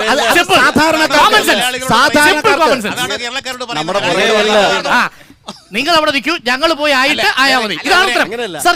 ഇത് കേരളത്തിലെ ചെറുപ്പക്കാരോട്, കേരളത്തിലെ പഠന വ്യവസ്ഥയിലൂടെ കടന്നു വരുന്ന ഈ ചെറുപ്പക്കാരോട്, ഫ്രഷ് ബ്ലഡിനോട് നിങ്ങൾ ചെയ്യുന്ന അനീതിയാണ്. അതാണ് കാരണമെങ്കിൽ അത് അംഗീകരിക്കാനാവാത്തതാണ്. അല്ല, സർക്കാരിന് ഇത്ര ഉദ്ദേശശുദ്ധി ഉണ്ടായിരുന്നെങ്കിൽ 100 തസ്തിക ക്രിയേറ്റ് ചെയ്താൽ മതിയായിരുന്നല്ലോ. ഇത് അവിടെ നിന്ന് ഇവിടെ നിന്ന് ചെത്തിയെടുത്തുകൊണ്ട് വരുന്നതാണല്ലോ ഒന്നാമത്തെ പോയിന്റ്. 2 എന്ന് പറയുന്നത് IAS എന്ന് പറയുന്നത് ഒരാളിന് സെക്രട്ടേറിയറ്റിൽ കയറണമെങ്കിൽ ഒരാളിന് സെക്രട്ടറിയിൽ കയറണമെങ്കിൽ 16 വർഷം എടുക്കും. 16 വർഷം എടുത്താൽ 16 വർഷം എടുത്തതിന് ശേഷമാണ് അശോക് സാറിനെ പോലുള്ള ആള് സെക്രട്ടറി തസ്തികയിലേക്ക് എത്തുന്നത്. അവർക്ക് പുറത്തുള്ള ഫീൽഡ് എക്സ്പീരിയൻസിൽ നിന്നും ആർജിച്ച എക്സ്പീരിയൻസിന്റെ അടിസ്ഥാനത്തിൽ അവർ സെക്രട്ടേറിയറ്റിലേക്ക് വരുന്നു. ആ സ്ഥാനത്ത് അതിന്റെ തൊട്ടു താഴെ വ്യക്തമായി പഠനം നടത്താതെ 17-12 ശ്രീമതി നളിനി നെറ്റോ മാഡം കൊടുത്ത ആ റിപ്പോർട്ട് ഭരണത്ത് വെച്ചുകൊണ്ട് all of A sudden 4/1/2014 GOMS 1 എന്ന പേരിൽ ഒരു ഉത്തരവ് തയ്യാറാക്കിക്കൊണ്ട് വന്നതിന് ശേഷം ഇങ്ങനെ ഒരു കേഡർ സൃഷ്ടിക്കുക എന്ന് പറയുമ്പോൾ ഇതിന്റെ പിന്നിലുള്ള ഉദ്ദേശത്തിൽ നമുക്ക് സംശയം വേണ്ടോ? ഒന്നാണ്. പിന്നെ പക്ഷേ നിങ്ങൾക്ക് ഇതൊക്കെ ശരി, ഈ ഗൂഢ ഉദ്ദേശം കാര്യങ്ങളും ഒക്കെ ശരി. കേരളത്തിലെ ഭൂരിപക്ഷം വരുന്ന സർവീസ് അംഗങ്ങളുള്ള സംഘടന ഏതാണ്? കേരളത്തിലെ ഭൂരിപക്ഷം സംഘടനകളാണ് ആണല്ലോ. തീർച്ചയായിട്ടും അവർക്ക് ഈ ഗൂഢ ഉദ്ദേശം മനസ്സിലാവാത്തതിന്റെ കാര്യം അസൂയ എന്ന് ഞാൻ ആദ്യം പറഞ്ഞതാ. പ്രശ്നമല്ല, അല്ലല്ലോ, പറയാൻ എന്നെ അനുവദിച്ചില്ലല്ലോ. ലജ്ജാവകമല്ല സാർ, മലയാളി മനുഷ്യന്റെ കോമൺ സെൻസിനെ കുറിച്ചാണ് ഞാൻ പറയുന്നത്. ഒരു ചർച്ചയിലൊക്കെ വന്നിരുന്നത് അസൂയ എന്നൊക്കെ പറയുന്നത് ഒരു നാണക്കേടുമില്ല സാർ. ജേക്കബ് സാറിന് അതിനെക്കുറിച്ച് അറിയാം. സാറ് തമസ്കരിക്കുകയാണ് സത്യങ്ങളെ. തമസ്കരിക്കുന്നത് കൊണ്ട് മാത്രമാണ് അങ്ങനെ വരുന്നത്. അടിസ്ഥാനമായി തീർച്ചയായിട്ടും അതുകൊണ്ട് ഈ ചർച്ചയ്ക്ക് ശേഷമെങ്കിലും അങ്ങയുടെ നിലപാടിൽ ഒരു ചെറിയ മാറ്റം വന്നിട്ടില്ലേ? തീർച്ചയായിട്ടും എന്റെ നിലപാടിൽ മാറിക്കൊണ്ടിരിക്കുകയാണ്. ഞാൻ പറഞ്ഞു തരാം. കേസിനെ സംബന്ധിച്ച എന്റെ നിലപാടെന്ന് പറഞ്ഞു കഴിഞ്ഞാൽ ഇതൊരു നിരർത്ഥകമായ സർവീസ് ആയിട്ട് മാറും. 10 കൊല്ലത്തിന് ശേഷം ഇവിടെ ടോട്ടൽ കലാമിറ്റി, അനാർക്കി ആയിരിക്കും ഉണ്ടാകാൻ പോകുന്നത്. ഞാൻ പറയട്ടെ ഇപ്പൊ ബിരുദ നിലവാരത്തിൽ അസിസ്റ്റന്റ് ആയിട്ട് വരുന്ന ആളിന് ഞാൻ ചോദിക്കുന്നു, എത്ര ട്രെയിനിങ് കൊടുത്തു നിങ്ങൾ? പിന്നെ ഞങ്ങൾ എനിക്ക് ഈ ചർച്ചയിൽ ശ്രീ ശ്രീകുമാർ ഉന്നയിച്ച ഏറ്റവും ചോദ്യം എത്ര ട്രെയിനിങ് കിട്ടിയിട്ടുണ്ട്? നിങ്ങൾ കയറിയപ്പോ എത്ര ട്രെയിനിങ് കിട്ടിയിട്ടുള്ളത്?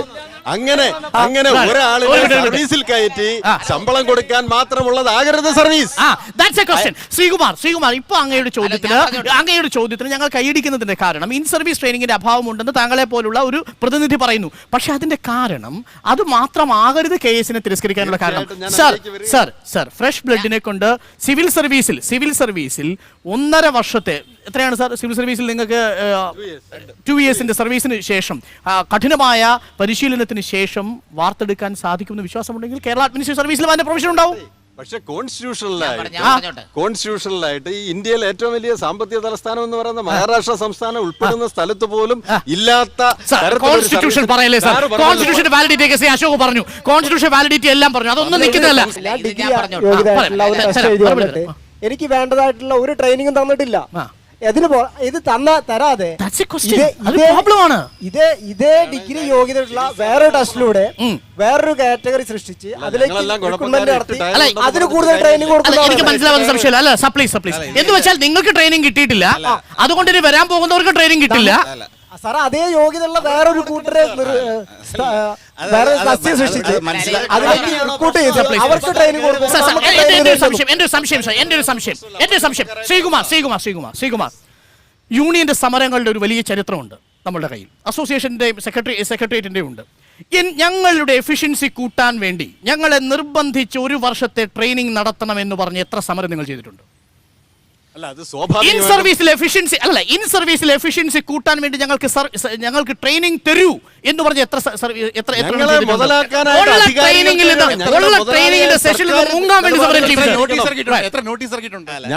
ഞങ്ങളെ എംപവർ ചെയ്യാൻ ഗവൺമെന്റ് തീരുമാനിക്കണം. അതല്ലാതെ ഞങ്ങൾക്ക് കുഴപ്പമുണ്ട് പരിഷ്കാരം കൊണ്ടുവന്നിട്ട് ഇവരുടെ വാദം പൊളിഞ്ഞു പോകുന്ന ഒരു മേഖല ഇതാണ്. ഇപ്പോഴാണ് അവർ ഞങ്ങൾക്ക് ട്രെയിനിങ് ഇല്ല അതാണ് കാരണം എന്ന് പറയുന്നത്. ഞാൻ ഒരു സെക്കൻഡ് അവരുടെ ഭാഗം പറയാം. അവർ ഈ പറഞ്ഞതിനകത്ത് ഒരു വലിയ വരെ സത്യമുണ്ട്. പക്ഷെ അതിനകത്തൊരു റൈഡറും കൂടെ ഉണ്ട്. അതായത് ഇത് തന്നെയാണ് ഞാൻ പറഞ്ഞ എൻട്രി ലെവൽ നമ്മുടെ ഈ കാലാൾപ്പട മാനേജീരിയൽ വ്യത്യാസം എന്ന് പറയുന്നത്. നമ്മുടെ സിസ്റ്റത്തിനകത്ത് സെക്രട്ടേറിയറ്റ് മാനുവലിലായാലും നമ്മുടെ ട്രെയിനിങ് സിസ്റ്റത്തിൽ അസിസ്റ്റന്റന്മാരുടെ ട്രെയിനിങ് സെക്ഷനിലാണ് പ്രധാനമായിട്ട് നടക്കുന്നത്. കാരണം അവരുടേത് സ്കിൽ ബേസ്ഡ് ആയിട്ടുള്ള വർക്കാണ്. കിട്ടുന്ന പേപ്പർ ഫയലാക്കുന്നു, അതിൻ്റെ ചട്ടവും റൂളും പരിശോധിക്കുന്നു, പഴയ കോടതി വിധികൾ പരിശോധിക്കുന്നു. They are preparing A case for decision. അത് ഇൻസ്റ്റിറ്റ്യൂട്ടിൽ പോയി ട്രെയിനിങ് എടുത്തുകൊണ്ടൊന്നും ചെയ്യാനുള്ള സംഗതിയല്ല. അതേസമയം മാനേജീരിയൽ ലെവലിൽ, പോളിസി ലെവലിലുള്ളവരുടെ ട്രെയിനിങ് എന്ന് പറയുന്നത് വിവിധ ഭരണ സമ്പ്രദായങ്ങൾ എന്തൊക്കെ മാറ്റങ്ങൾ വരുത്തണം എന്നുള്ളതാണ്. അപ്പോൾ ഇവർ തമ്മിലുള്ള ഒരു ഡയലോഗാണ് ഭരണത്തിൻ്റെ സ്പീഡ് നിശ്ചയിക്കുന്നത്. കാലാകാലങ്ങളിൽ സെക്ഷനുകളിലെ ട്രെയിനിങ് ദുർബലമായി പോയി, അതുകൊണ്ട് അവരുടെ സ്കിൽ സെറ്റുകൾ പ്രതീക്ഷിച്ചത് വന്നില്ല എന്ന് അവർ പറയുന്നതിൽ കാര്യമുണ്ട്. പക്ഷേ ഇത് രണ്ടും ചെയ്യേണ്ടതെന്ന് ഞാൻ പറയുന്നത്. കേസും വരണം, അസിസ്റ്റൻസിനെ കൂടുതൽ സ്കിൽ സെറ്റിലേക്ക് കൊണ്ടുവരികയും വേണം. ഒരു പോയിന്റ് കൂടെ പറയാം, ഒരു പോയിന്റ് കൂടെ പറയണം. ഞാൻ ഒരിക്കലും പറയുന്നില്ല ഇവിടെ ഇരിക്കുന്ന സുഹൃത്തിന്റെ സ്ഥാനത്ത് KS-കാരനെ ഇരുത്തി ഇയാളെ സ്റ്റാഗ്നേറ്റ് ചെയ്യിക്കണമെന്ന്. I am saying allow him 3 chances to compete for KS. അതാണ് ന്യായമായ ജ്യോതികുമാർ. നമുക്ക് ചർച്ചയ്ക്ക് ശേഷം ഈ ചർച്ചയിൽ നമ്മുടെ ആവശ്യം, ഈ ആവശ്യം അശോക് സൂചിപ്പിച്ചതുപോലെ 3 അവസരങ്ങൾ തരൂ, കൂടുതൽ അവസരങ്ങൾ തരാം സാർ, കൂടുതൽ അവസരങ്ങൾ തരൂ എന്നാക്കിയ പോലെ. 65-ലെ NK വെള്ളോളി കമ്മീഷൻ ഉൾപ്പെടെ 97-ലെ EK നായനാരുടെ കമ്മീഷൻ, 3ാം ഭരണപരിഷ്കാര കമ്മീഷൻ ഉൾപ്പെടെ ഇത്തരം കാര്യങ്ങൾ ആവശ്യപ്പെട്ടിട്ടുണ്ട്. ന്യായമാണ്, ഇത്തരം രംഗത്ത് പൊളിച്ചെഴുത്ത് ആവശ്യവുമാണ്, അതിനൊരു തർക്കവുമില്ല. ഞാൻ ആദ്യം മുതലേ പറയുന്നത് തന്നെയാണ്, തർക്കമില്ല. പക്ഷേ അതിന് ശ്രീ അശോക് പറഞ്ഞതിനൊരു വ്യത്യസ്തതയുണ്ട്. ഗവൺമെന്റ് തോന്നിയാൽ ഗവൺമെന്റ് ചെയ്യുമെന്ന് പറഞ്ഞാൽ, ഞാൻ മുമ്പേ വായിച്ച അഡീഷണൽ ചീഫ് സെക്രട്ടറിയുടെ ഓർഡർ പ്രബലമാണ്. ഭരണഘടനാപരമായി കോൺസ്റ്റിറ്റ്യൂഷണലായി ചെയ്യാം. അങ്ങനെയാണെങ്കിൽ ഇങ്ങനെ അഡീഷണൽ ചീഫ് സെക്രട്ടറി റിപ്പോർട്ട് മേടിക്കാൻ പാടില്ലായിരുന്നു. അതാണ് കുറച്ചുകൂടി ജനകീയമാകുന്ന സർക്കാർ. ആ ജനകീയത കംപ്ലീറ്റ് ചെയ്യണമെന്ന് ഞാൻ പറഞ്ഞത്. അത് വേണ്ട രീതിയിൽ വേണ്ട ഫോറത്തിൽ ചർച്ച ചെയ്ത് അതിലേക്ക് പോകാതെ വിവരക്കേട് വിളിച്ചു പറഞ്ഞാൽ ഇവിടെ ഇരുന്ന് പറയാതെ നിങ്ങളുടെ നിങ്ങൾ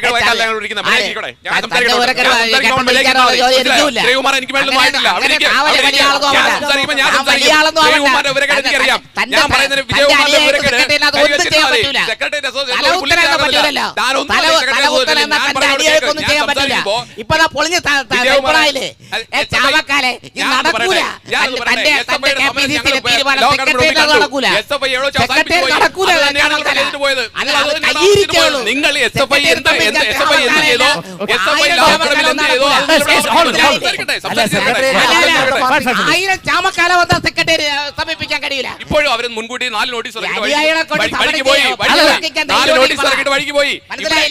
രാഷ്ട്രീയത്തിന് അതീതമായി ഈ വിഷയങ്ങളെ ചർച്ച ചെയ്ത് ജനകീയമായി ചർച്ച ചെയ്ത് പരിഹരിക്കണം. അതിന് പകരമായിട്ട് മുഖ്യമന്ത്രി എന്ന് പറയുമ്പോൾ ജ്യോതികുമാർ ഇദ്ദേഹം പറയുന്ന ഒരു പോയിന്റ് കേൾക്കണം. ഒപ്പിട്ടിട്ട് വെളിയിലിറങ്ങി നിന്ന് ഇരിപ്പ് സമരം, നിരങ്ങൽ സമരം എന്ന് പറയുന്നത് തെമ്മാടിത്തരമാണ്. അത് കേരള സമൂഹത്തോട് വിജയകുമാർ പറയുന്ന ഈ ഒരു ഡയലോഗുമായിട്ട് സെക്രട്ടേറിയറ്റ് ചെന്ന ഇദ്ദേഹത്തെ ആളുകൾ പിച്ചു ചിന്തും. വിജയകുമാറിന്റെ പിന്നിൽ ആരുണ്ട്? വിജയകുമാറിന്റെ പിന്നിൽ ഒരു സംഘടന അംഗം പോലുമില്ല.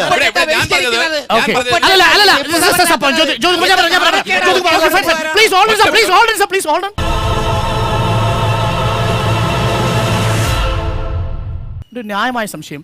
നിങ്ങൾ ഈ പലതരം സമരരീതികൾ നമ്മൾ കണ്ടിട്ടുണ്ട്. ഒപ്പിട്ടതിന് ശേഷം ഫയൽ നീക്കാതെ പുറത്തിരിക്കുന്ന രീതി എന്ത് രീതിയാണ്?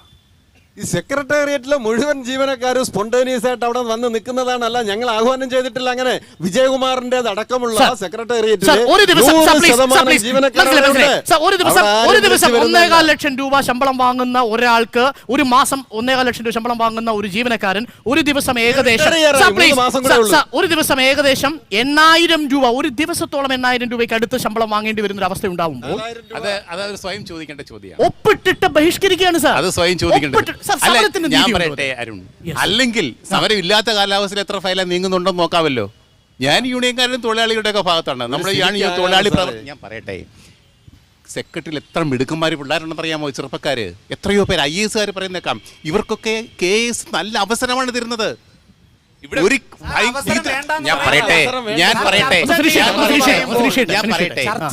നിങ്ങളെ പോലെയുള്ള ചെറുപ്പക്കാർക്ക് വലിയ സുവർണാവസരം തുറന്നു തരികയാണ്. കേരളത്തിലെ ചെറുപ്പക്കാർക്ക്, കേരളത്തിലെ മിടുക്കന്മാർക്ക്, മിടുക്കികൾക്ക് അവരൊക്കെ കടന്നു വരട്ടെ അധികാരത്തിന്റെ പരിധിയിലേക്ക്.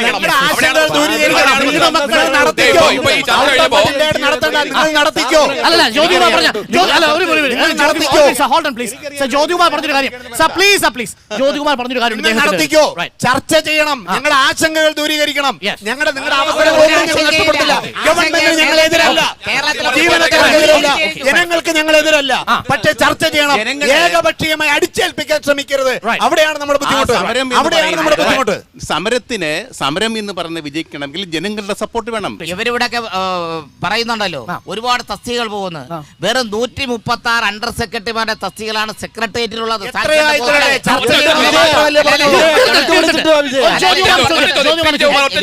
ഞാൻ പറഞ്ഞോട്ടെ,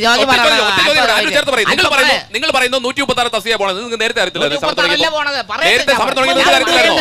സമരം തുടങ്ങിയപ്പോ നിങ്ങൾക്ക് അറിയില്ലായിരുന്നോ? സമരം തുടങ്ങിയപ്പോ നിങ്ങൾക്ക് വിഷയം അറിയില്ലായിരുന്നോ? സമരം തുടങ്ങിയപ്പോ നിങ്ങൾക്ക് അറിയാമായിരുന്നു. അപ്പോഴും നിങ്ങൾക്ക് അറിയാമായിരുന്നു. ഞങ്ങൾ സമരം നടത്തിയത് ഞങ്ങൾക്ക് ഉറപ്പ് നൽകിയതുകൊണ്ടാണ് ഞങ്ങൾ മാറിയത്. യാതൊരു തർക്കവുമില്ല.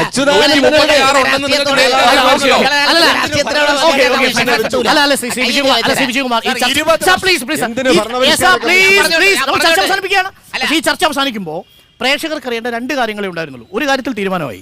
കാര്യക്ഷമത വർദ്ധിപ്പിക്കലൊന്നും അല്ല സമരത്തിന്റെ പിന്നിലെ പ്രധാനപ്പെട്ട കാര്യം. പക്ഷെ നിങ്ങൾ സമരത്തിൽ നിന്ന് പിന്മാറിയതിന്റെ കാരണമായി നിങ്ങളിപ്പോൾ പറയുന്നൊരു കാരണമുണ്ടല്ലോ, അത് ഫീഡർ കാറ്റഗറിയാക്കി മാറ്റി എന്നുള്ളത്. അത് എത്രത്തോളം വിശ്വസിക്കാൻ പറ്റും എന്നുള്ളൊരു കാര്യം ഇപ്പോൾ സംശയത്തിലാണ്. ഒന്ന്, നിങ്ങൾ പിന്മാറിയത് അതിന് രാഷ്ട്രീയ ഇടപെടൽ ഉണ്ടായിട്ടില്ല. രാഷ്ട്രീയ ഇടപെടലുണ്ടല്ല ഞങ്ങൾ പിന്മാറിയത്. 3 ഘട്ടമായിട്ടേ ഇത് എടുക്കുള്ളൂ മുഖ്യമന്ത്രി വ്യക്തമായി ഉറപ്പ് നൽകിയതുകൊണ്ടാണ്. ആ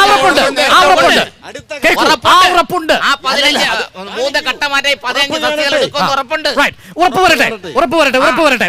കാത്തിരിക്കാം. പുതിയതായിട്ട് വരുന്ന ഈ സർവീസിലൂടെ യുവാക്കൾ ഒരു 100ഓളം പേര് ഇത്തരം ഉയർന്ന തസ്തികയിലേക്ക് വന്ന് ഫില്ലായി കഴിയുമ്പോൾ ഇവർ റിട്ടയർമെൻ്റ് ആകുന്നത് വരെ ഒരു 30ഓളം വർഷത്തോളം ഈ പറയുന്ന ഉദ്യോഗാർത്ഥികൾക്ക് വലിയൊരു നഷ്ടം സംഭവിക്കുന്നുണ്ടോ? ഓരോ സ്റ്റേജ് പ്രൊമോഷൻ നേടുമ്പോൾ ഈ എൻട്രി ലെവലിലെ പോസ്റ്റ് വേക്കന്റ് ആവുകയല്ലേ? അല്ല, ഈ ഉദ്യോഗാർത്ഥികൾ ഒന്നും തന്നെയല്ലേ? പിന്നെ എന്താ പ്രശ്നം? ഞാൻ ചോദിക്കട്ടെ, നിങ്ങൾക്ക് PSC ഒരേ വർഷം നടത്തുന്ന 2 എക്സാം വഴി LD ക്ലാർക്ക് ആകാം, ഡെപ്യൂട്ടി കളക്ടർ ആകാം. നിങ്ങൾ ഏതിന് ശ്രമിക്കും? പിന്നെ അപ്പൊ കിട്ടാത്ത ആളല്ലേ LD ക്ലാർക്കിന് ആയത്? പിന്നെ എവിടെയാ പോസ്റ്റ് നഷ്ടമായത്? ഞാൻ വ്യക്തമാക്കാം.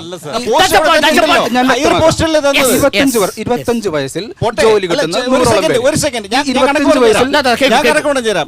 ഒരു വർഷം അസ്യൂം ചെയ്യും 10,000 LD ക്ലാർക്കിന്റെ പോസ്റ്റ്, 100 പിന്നെ KS പോസ്റ്റുകൾ, 2നും ഡിഗ്രി മതി. നിങ്ങൾ എഴുതി KS കിട്ടിയാൽ KS പോയി, LDC കിട്ടിയാൽ ഇതിൽ വന്നു 110 പോസ്റ്റ് മൊത്തം. എവിടെ LDC പോസ്റ്റ് പോയിരുന്നു? ഒരാൾക്ക് 3-4 അവസരം കിട്ടും. Very clear. ഇനി നിങ്ങൾക്ക് ഇതിൽ എന്താ സംശയം? പ്രേക്ഷകർക്ക് എന്താ സംശയം? ശ്രീകുമാർ എന്താ സംശയം? പോസ്റ്റ് കുറയുന്നില്ല. ഇനി നിങ്ങളെ വാദം തത്വത്തിന് അക്സെപ്റ്റ് ചെയ്താൽ തന്നെ അബദ്ധമാണ്. ശ്രീകുമാർ തെറ്റിദ്ധരിപ്പിക്കരുത്. 68 പബ്ലിക് സർവീസ് ആക്ട് അനുസരിച്ചാണ് KSSNR ഉള്ളത്. KSSNRന്റെ റൂൾ പറയട്ടെ, റൂൾ അറിയാത്ത ആൾക്കാരോട് ഇത് പറയൂ. സെക്ഷൻ 13 അനുസരിച്ച് ഗവൺമെന്റ് ഈ പുതിയ സർവീസിന്റെ സ്പെഷ്യൽ റൂൾ ഫോം ചെയ്യുകയാണ്. അങ്ങനെയാണ് എല്ലാ സർവീസുകളും കേരളത്തിൽ ഓർഗനൈസ് ചെയ്തിരിക്കുന്നത്. ഈ ചട്ടവിരുദ്ധത നിങ്ങൾ ആരോപിക്കുന്ന അങ്ങേയറ്റത്തെ അബദ്ധമാണ്. ഇതേവരെ ഇതിനകത്ത് ചട്ടവിരുദ്ധമായ ഒരു ഉത്തരവും പുറത്തുനിന്നു. ഇവര് പറയുന്നതനുസരിച്ചാണെങ്കിൽ SI പോസ്റ്റ് പാടില്ലല്ലോ.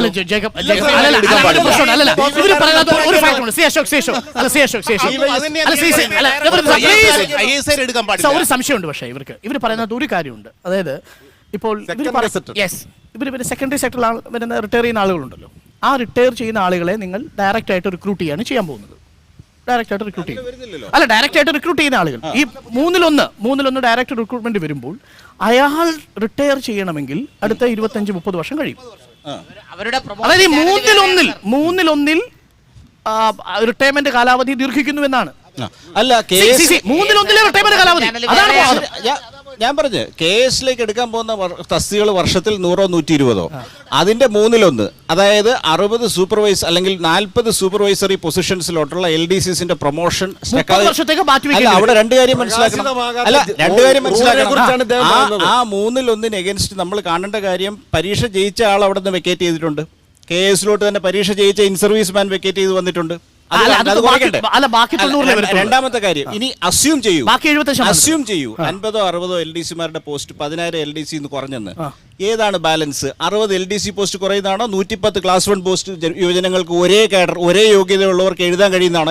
Where is the balance? Kerala ഭരണ സർവീസിന് ജ്യോതികുമാർ എതിരല്ല.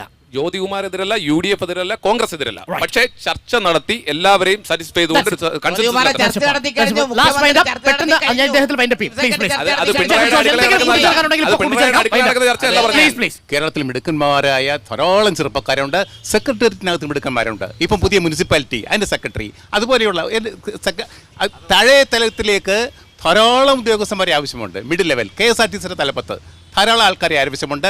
സെക്രട്ടറിനകത്തും മിടുക്കന്മാരുണ്ട്. ഇവർക്കൊക്കെ വലിയ സാധ്യതകളാണ് KS തുറന്നിടുന്നത്. Right. സാറേ Yeah. ഇതിന് മറുപടി സെക്രട്ടേറിയറ്റിൽ IAS ആയിട്ടുള്ള സെക്രട്ടറിമാർ വരുന്നുണ്ട്. അവർ 15 വർഷം പുറത്ത് വർക്ക് ചെയ്തിട്ട് അതിന്റെ എക്സ്പീരിയൻസോട് കൂടിയിട്ടാണ് സെക്രട്ടേറിയറ്റ് വരുന്നത്. IAS-ൽ 4ാമത്തെ വർഷം സെക്രട്ടേറിയറ്റ് വരാം. എന്തുകൊണ്ടാണ് വരാത്തത്? ഡെപ്യൂട്ടി സെക്രട്ടേറിയറ്റ് വരാം. എന്താണ് ഇൻഡക്ട് ചെയ്യാത്തത്? സെക്രട്ടേറിയറ്റ് സർവീസിന്റെ പ്രൊമോഷൻ സാധ്യത പോകണ്ട, ഒരു ഡെപ്യൂട്ടി സെക്രട്ടറി പോസ്റ്റ് പോകണ്ടെന്ന് വെച്ചിട്ട് they are kept out of secretariat. പിന്നെ സെക്രട്ടേറിയറ്റിനുള്ളിൽ വരാൻ താല്പര്യം ഒത്തിരി കുറവാണ്, സൗകര്യം കുറവാണ്, ജോലിയുടെ ഇഷ്യൂസ് വെച്ചോണ്ട്. അത്രേ ഉള്ളൂ. അതൊക്കെ തെറ്റാണ്. ഈ കാര്യത്തിന് തെറ്റാണ്. Please, please. 4ാമത്തെ വർഷം തന്നെ വരാം. സാർ പോലീസിലും ഫോറസ്റ്റിലും സെക്കൻഡ് ഗസ്റ്റ് പോസ്റ്റിലേക്ക് ഉണ്ടായിരുന്ന നിയമനം നിർത്തിവെക്കേണ്ടി വന്നത് എന്താണെന്ന് പഠിച്ചിട്ടുണ്ട്. അത് മിനിസ്റ്റീരിയൽ ആയിട്ട് താഴെയുള്ള കേഡറിന്റെ താല്പര്യം സംരക്ഷിക്കാൻ നിർത്തിയെന്നേ ഉള്ളൂ, അല്ലാതെ വേറെ കാര്യമൊന്നുമില്ല അതിനകത്ത്. അത് റെസ്യൂം ചെയ്യേണ്ടതാണ് എല്ലാ സ്റ്റേറ്റിലും, പിന്നെ ഫോറസ്റ്റ് ഡിപ്പാർട്ട്മെന്റിലും അതായത് സ്റ്റേറ്റ് ഗവൺമെന്റ് നിശ്ചയിക്കുന്ന എല്ലാ ഡിപ്പാർട്ട്മെന്റുകളിലും സെക്കൻഡ് ലെവൽ ഗസറ്റഡ് പോസ്റ്റ് തീരുമാനമുണ്ട്. ഒരു സംശയം. അക്കാദമിക് മേഖലയിലും ഒരു സമാനമായ മാറ്റം വന്നിട്ടുണ്ട്. അതായത് പ്രൊഫസർ തസ്തികയിലേക്ക് ഇപ്പോൾ നേരിട്ട് റിക്രൂട്ട്മെന്റിന് UGC വന്നിട്ടുണ്ട്. അപ്പൊ സ്വാഭാവികമായി ഇവരുടെ ഇതേ വാദം അനുസരിച്ചാണെങ്കിൽ പ്രൊഫസറായിട്ട് പുറത്തുനിന്നൊരു പുതിയ നിയമനം ഉണ്ടായാൽ പുതിയ അധ്യാപകന് യോഗ്യത നഷ്ടപ്പെടുന്നു. പക്ഷേ കേരളത്തിലെ അക്കാദമിക് സമൂഹം അതിനെ അംഗീകരിച്ചിട്ടുണ്ട്. പിന്നെ എന്താണ് ഇവർക്ക് ഇത് അംഗീകരിക്കാൻ ബുദ്ധിമുട്ട്? പക്ഷേ അവിടെ ഒരു വ്യത്യാസമുള്ളത്, നിങ്ങൾക്ക് അതുകൊണ്ട് ആർക്കും പ്രൊമോഷൻ സാധ്യത പോവുകയില്ല. അയാളുടെ പിന്നെ എക്സ്കാഡറായിട്ട് അയാൾക്ക് ആ സ്കെയിൽ പ്രൊട്ടക്ട് ചെയ്തുകൊണ്ടാണ് വരുന്നത്. അല്ല, ഞാനൊരു കാര്യം പറയട്ടെ. ഇവിടെ സെക്രട്ടേറിയറ്റിൽ ഇതിൽ പ്രതിഷേധമുള്ള സുഹൃത്തുക്കൾ ഇതിനെതിരെ വളരെ അന്യായമായി സമരം ചെയ്യുകയാണെന്നും ദുഷ്ടബുദ്ധികളാണെന്നും എനിക്ക് കേസില്ല. അവരോട് ഞാനൊന്ന് പറഞ്ഞോട്ടെ. അവരുടെ വാദങ്ങൾ കേട്ട് അവരുമായിട്ടൊന്ന് ഇരുന്ന് കഴിഞ്ഞാൽ അവരുടെ ഞാൻ പറഞ്ഞോട്ടെ, ഇത് കേൾക്കണമല്ലോ അങ്ങോട്ട്. ഇതൊക്കെ കേട്ട് കഴിഞ്ഞാൽ ആരെങ്കിലും ഈ സർവീസിലൊക്കെ ജോയിൻ ചെയ്യാൻ വരുമോന്ന് തന്നെ എനിക്ക് പേടി തോന്നുകയാണ്. അല്ല, അതായത് ഇവരുടെ ജെന്യുവിൻ ആയിട്ടുള്ള ഒരു പ്രൊമോഷൻ പ്രോസ്പെക്റ്റ് എങ്ങനെ ഇതിനകത്ത് പ്രൊട്ടക്ട് ചെയ്യാന്നുള്ളതിന് പല ഓപ്ഷൻ ഉണ്ട്. അത് തുറന്ന മനസ്സോടെ ഇരുന്നാൽ സോർട്ട് ചെയ്യാവുന്നേ ഉള്ളൂ. അതിന് ഈ അനാവശ്യ സമരമൊക്കെ നിർത്തിവെച്ച് സംസാരിച്ചാൽ തീർക്കാവുന്ന വിഷയമുള്ളതാണ് എനിക്ക് തോന്നുന്നത്. ഞങ്ങളെപ്പോലുള്ള ഉദ്യോഗാർത്ഥികൾ പറയാനുള്ളത്, ഞങ്ങൾ എന്ത് ചെയ്യണം? ഞങ്ങൾ ഈ ഡുവൽ പോസ്റ്റ് ഗ്രാജുവേഷനും കഴിഞ്ഞ് അല്ലെങ്കിൽ വേറെ പിന്നെയും കോഴ്സ് ചെയ്തിട്ട് ഞങ്ങളൊരു IAS-നോ അല്ലെങ്കിൽ ഇവിടുത്തെ ഒരു സർവീസിനോ കയറണമെന്ന് ആഗ്രഹിച്ചത് ഞങ്ങളുടെ തെറ്റാണോ? ഞങ്ങൾ വീട്ടിൽ ഇരിക്കണോ? നിങ്ങളിപ്പോൾ ഉള്ളവർ മാത്രം പ്രൊമോഷനായി 58 വയസ്സ് അല്ലെങ്കിൽ 60 വയസ്സ് വരെ ഇരുന്നിട്ട് പോയാൽ മതിയോ എന്നുള്ളതാണ്. ഞങ്ങളെ എന്തിന്, ഞാൻ പറഞ്ഞോട്ടെ, ഞങ്ങളെ എന്തിനിങ്ങനെ ആക്കുന്നു? ഞങ്ങളെ ഒരു രണ്ടാം കുടി എന്നുള്ള രീതിയിലേക്ക് ആക്കുന്ന ഒരു പ്രവണതയാണ് ഇപ്പൊ നടക്കുന്നത്. നീ കഞ്ഞിവെള്ളം കുടിച്ചാൽ മതി, ഞങ്ങൾ ബിരിയാണി കഴിക്കുമ്പോൾ നീ കഞ്ഞിവെള്ളം കുടിച്ചാൽ മതി എന്നുള്ള ഒരു നയമാണ് ഇപ്പൊ പറഞ്ഞു വെച്ചിരിക്കുന്നത്. ഇപ്പൊ നേരത്തെ പറഞ്ഞു IAS-കാർക്ക് വിവരമില്ല എന്ന് പറഞ്ഞു. ബഹുമാനപ്പെട്ട ശ്രീകുമാർ സാർ പറഞ്ഞ IAS-കാർക്ക് വിവരമില്ലെന്ന്. അത് അദ്ദേഹത്തിന്റെ വിവരമില്ലായ്മയല്ലേ? വിവരമില്ലാത്ത ഒരാളെ IAS-ലേക്ക് എടുക്കുമോ? എന്തിനു സാറിന് കിട്ടിയില്ല, കിട്ടാത്ത മുന്തിരി പൊളിക്കും. മനസ്സിലായോ? നിങ്ങൾ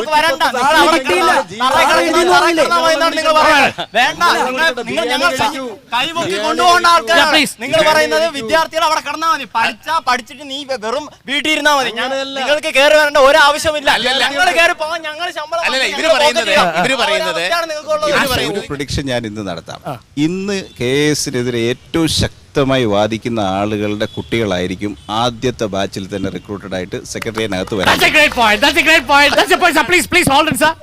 അശോകന് ക്ഷീണമാവാമെന്നാണ്. പുതിയ കുട്ടികൾക്ക് LDC മതി, ഞങ്ങളൊക്കെ അങ്ങ് സെക്രട്ടേറിയറ്റ് അസിസ്റ്റന്റിൽ പോയിട്ട് KS വഴി കൺഫേർഡ് ആയിക്കൊള്ളാം, LDC വഴി കുറച്ചു കാലം കഴിഞ്ഞിട്ട് വന്നാൽ മതി എന്നതാണ് ധാരണയെങ്കിൽ കേരള സമൂഹമോ മാധ്യമ ലോകമോ നിങ്ങളെ അംഗീകരിക്കില്ല. പിന്നെ സമരം ചെയ്യുന്ന ഒരു രീതിയുണ്ട്. ആ സമരം ചെയ്യുന്ന രീതിയും നീതിയുക്തമാകേണ്ടതുണ്ട്. അത് മാധ്യമവും സമൂഹവും ശ്രദ്ധിക്കുന്നുണ്ടെന്ന് മാത്രം ഓർമ്മപ്പെടുത്തുന്നു. ഇല്ലെങ്കിൽ പണ്ട് സുഗതൻ പറഞ്ഞതുപോലെ ആ സ്ഥലം ചൊറിയണം നടാൻ ഉപയോഗിക്കേണ്ടി വരും. വീണ്ടും അടുത്ത ആഴ്ച. നന്ദി, നമസ്കാരം.